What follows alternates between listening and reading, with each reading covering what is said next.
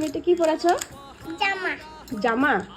এটাকে জামা বলে না এটাকে সোয়েটার বলে? সুইটার।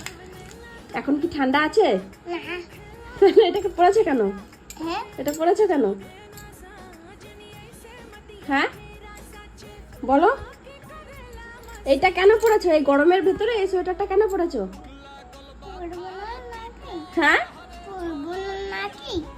পরবে না নাকি? তা এই গরমের ভিতরে পরতে হয় নাকি? এটা তো ঠান্ডার ভিতরে পরতে হয়। এই সোয়েটার পরে গরমের ভেতরে এখন এই যে ফুচকা খাচ্ছ, এসি চলছে না, কিছু চলছে না, কোনো ঠান্ডা নাই, তাহলে সোয়েটারটা কেন পরেছো তুমি?